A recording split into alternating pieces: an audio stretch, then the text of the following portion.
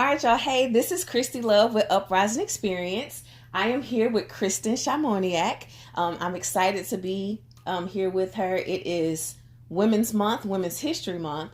It's also Social Work Month, but she's not a social worker. We're just going to talk a lot about who she is, what she's doing, and why I think, or she's going to tell you why she thinks she's making history as a woman in this day and time. So, hey, Chris, how are you? Hey, I'm good. How are you?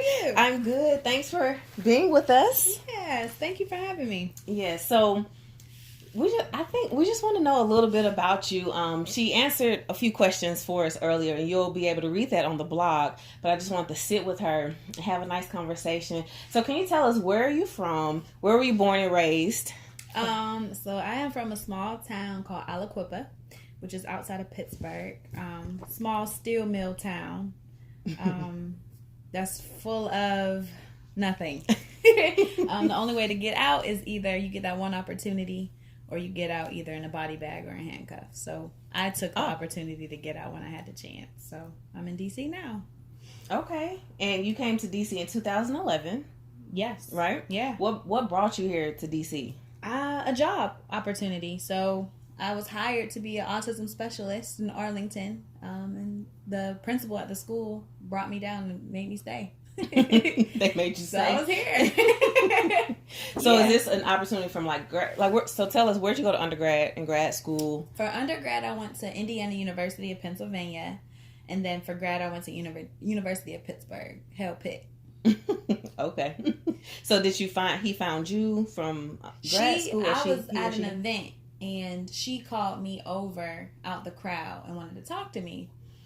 And it was a black principal. Mm-hmm.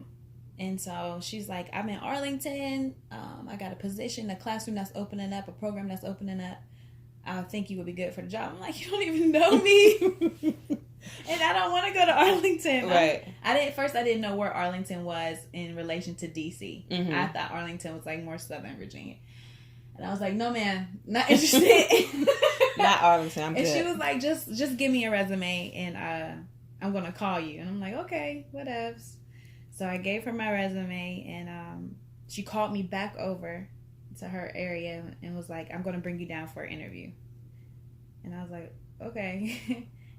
Went down to Virginia for an interview. She gave me the job right there. So that was April of 2011. I moved July 20th, 2011. Okay. And I've been here ever since. And you're here, and you have made yourself known, or you've made a good space here in the DMV. Yeah. Would you say that you've kind of done that? I guess. I don't never think about it. I don't know. You don't think about it like that? So, okay. She's being very humble. No. She has a lot of recognitions, awards. She is the president of Thursday Network, so congratulations on that. Thank you. So since we just mentioned Thursday Network, tell us a little bit about Thursday Network and how did you hear about it? So Thursday Network is the Young Professionals Auxiliary of the Greater Washington Urban League. It's a young professionals group of ages 21 to 40. And the sole mission of the organization is to empower our community through community service and civic engagement. And I came across it because... ever since I was a kid, I was always around service. I had a heart of service instilled in me from my parents. And I knew when I moved into a new space, I needed to find that as a footing for my new home. So I was looking around, and I was familiar with the Urban League from Pittsburgh. But then something came across for MLK Day, and it was a Thursday Network's Blanket and Toiletry Drive. And so I was like, okay, I'll go to that, volunteer, see what it's hitting for. And when I got there, I realized everything that they did for those that are suffering from homelessness. And I was like, yo, this is where I need to be. I fit right in. So that was MLK Day. I joined the following, it might have been like the following Tuesday, which was the next day. And it's been home ever since. It's just a really great organization that's just really about its mission. Nothing is clouded or convoluted. You actually know what they're doing and why they're doing it, which makes it so amazing to me. And so what year was that you found that service project? 2013. Okay. Yeah, 2013, I found them. And then just recently, you became the president. Yeah. What year was that last year? I became president October. Yay. October 2018. Congratulations. My snaps, y'all. We're snapping. Yeah. How does it feel to be president of Thursday Network? It's a lot of work. It feels good to know. Well, what makes it feel good is I have a strong board. Mm-hmm. And the board is dedicated and they're aligned with the mission, which makes it easier for me to kind of let the mission be known because they're working so hard behind the scenes, making sure programming, everything is in alignment. Mm-hmm. So yeah, we had a strong impact so far. Our term is up next October. But so far we're halfway through 2019. Oh, so it's a 1 year term. It's just a 1 year term. We've made a lot of progress in the past few months, so I'm excited to see what the rest of the term is going to hold. So for president, what was I know there's a mission and goal for Thursday Network. What's your vision for the rest of this year? So every year the president sets the pillars of programming. So my pillars that I set this year were 4. One was youth advocacy and empowerment, because of course when we're gone we need someone to carry the torch for us, and even bolder than how we did it. So we do a lot of focus on mentorship, camps, educating our youth about not just being activists, but also being a voice in their community and being educated. The next pillar is social determinants of health. So focusing on not just having access to insurance or health care, focusing on environmental factors that impact us as Black people, knowledge about health awareness within our community, financial awareness on how to pay for certain things or how to get some things for free. Just all of that impacts our health we're focused on. And then economic stability and security. We want our people to be free financially, and being able to circulate the dollar within our generations, not just the next generation, but long down the road, and creating that wealth within us. And then our last one is community and political advocacy. So not just working with, my goal is not just to work with elected officials, but also teaching the community how to create their voice. So I always say in our meetings, like, our goal is not to be the voice for the voiceless. It is to give the voices back to those who they've been stolen from. So incorporating all of that into educating the community on how they can grow that power back and hold those elected officials accountable, as well as creating partnerships with them so that it's really one community. Okay. That's nice. So I do have a question about one of the pillars, or really all of them.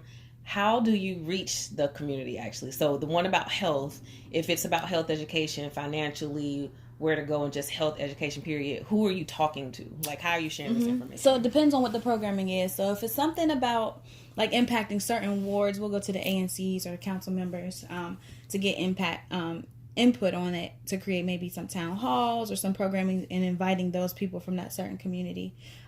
We'll go through other community organizations that might be tied to certain people that we need to reach. Or we just go out there and just canvas and get people to come out. So it all really depends on what the programming idea is. But we do a lot of work with our local ANCs and commissioners, and trying to get their buy-in from it as well. Gotcha. So y'all, it's a lot. I don't want to hold you too long, because again, the blog is going to have all of the questions that I have for her, but it's a couple of things that I do want to talk about. Before we forget, if it's not at the end, can you just give how people can follow Thursday Network? Like, how do they get connected? Can you talk about that? On Instagram, Thursday Network's handle is Thursday Network. It's pretty simple. Our website is thursdaynetwork.org. And then you can always follow me at ShyShowBob_. Great. So can we talk about race a little bit? Yeah, of course. So I know you're looking at one of the questions, but I do, so you identify as a Black woman, right? Okay, but we know that your father is Serbian. Your father is Serbian. So I'm a mulatto. Yes. So can you say that again? I'm a mulatto. Okay. So one of the questions that I do have here, how did your parents' diverse ethnicities shape your views on race and how you viewed yourself in this world? This was one of the ones I didn't answer yet. Right. So even though my dad is not Black, one thing that he instilled in me, and I truly appreciate it, is he sat me down when I was very young and said, listen, I'm not Black, but you're going to be treated as though you're Black. They're not going to care about who I am. And he told me to walk in power because of what I look like and how they're going to perceive me. So even my dad told me to identify as Black, which is different from a lot of people. Right. But he told me to identify as Black. But their marriage,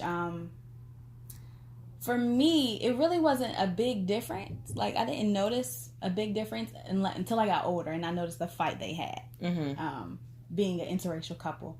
And then the neighborhood I was in, we were the only interracial couple in the neighborhood, so it caused me to fight. So it just built tolerance, I guess, up in me against racism, and grew that fight in me. So I think that's where I kind of get my fight from, is watching my parents fight it off, and then me having to actually fight it off as their offspring. Right. But it taught me strength. It taught me endurance. And it showed me love. Like, that's what love is, right? It transcends beyond their race, beyond their how they were raised. My mom was from the South, like deep South. Yeah. So for her to marry a white guy was like crazy. Right. But it transcends, right? It transcended, and that gives me hope for love, you know. Gotcha. Okay, thanks. So your dad's a preacher, and your mom she's a preacher too. Oh, so she's a preacher's kid. PK, right? And they were both community leaders. Yes. So is that how advocacy came about? I mean, you kind of just said it, but is that they pushed you? You came aware because of them and what they were doing. And they really didn't push me. It was just like inbred, you know. So I'm an empath, of course, if nobody knew. So I'm very empathetic, and I think that played a part in my heart for service. So as a kid, I was always at rallies. I was always at community meetings, church groups, working with people that needed it the most, with my parents. And then eventually my mom took us to Jamaica.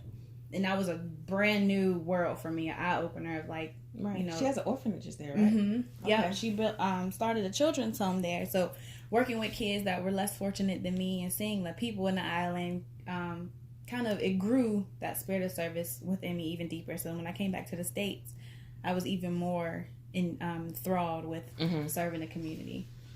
Okay, so you don't have to explain who your person is or your two women are, but name the two women in history who made an impact on your life. Because I didn't follow the rules. No, right. So my first woman was Angela Davis, and the next woman was Shirley Chisholm. Okay. And I think it's pretty, I don't have to say much about her. You don't. And again, you can read her answer. And so 2 more questions. Well, actually, it might be 3. Okay. How do you feel like you're making an impact in the world today as a woman, as a Black woman? How are you making an impact on the world, or making history? You're a history maker right now. So I feel like I'm making history with every move that I make, especially in this part of my life. So I'm a teacher by day, activist, I guess, by night, if you want to call it that. So during the day in my school, in my classroom, I use my position as a teacher to empower my students. I don't just teach them academics, I teach them how to be the next generation of leaders. So I think with that's creating history, because they are going to be history one day, right? And instilling that in them. And then I teach writing, so I teach my students how to voice their ideas on paper, which has grown a lot of people in the 3rd grade classroom. That's good. But they're owning their voice, which is empowering for me as a teacher. And then at night, when I'm an activist, I'm making history.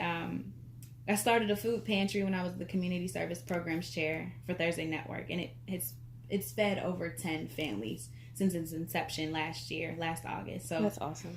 That's my baby, and just to see that impact right on the families that really need it keeps me going. And then all that I do with Thursday Network and the National Urban League, I feel like, is making history, as well as, you know, the things and accolades that I receive as a woman, a Black woman teacher. Okay. Well, so what you just said, can you in so many words repeat, like, what do you have for the generation behind you, after you? What's some advice you would give them?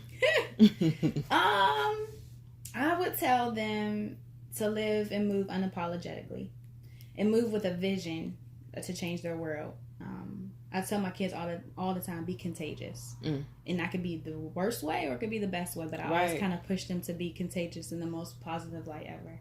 And teaching everyone that there's no voice more powerful than yours. So that's, I think, what I would tell the generation. I like that. Be contagious. Yeah. have contagious intention. cooties. Right. Ew. I'm like, no, it's deeper than that. You got Right. it. When you smile, you make somebody else smile. Mm-hmm. When you do something, you'll make somebody else feel the same way. So make sure what you do impacts them the same way and how you want them to be impacted. So Awesome. I like that. So let's end on a fun note. I like to ask if you could be any superhero or if you could have any superpower, whichever one you want to pick. So what would you be if you could be a superhero, or what power would you want? oh man. I'm not sure. Come on, educator. I'm trying to think of the coolest person ever. Right. Superhero or power? Superhero or power? Mm-hmm. Huh. Power, I think I would want to teleport. Because I want to be everywhere at the same time. A lot of people say that when I Yeah. ask that. Yeah, I think I would want to teleport. Or, like, not age. Like Wolverine. Mm-hmm. Yeah, that's it. That's what I want. I want to be like Wolverine. So she gave us both. She wants to be Wolverine and she wants to teleport.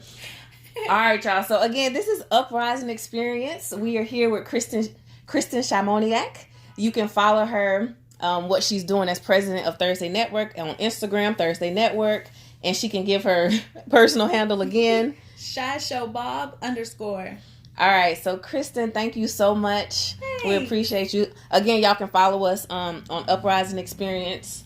Actually, it's WGC Uprising on Instagram, and her this interview is going to be on our blog really soon. So thank you so much. Thank you. Okay. Bye. Bye.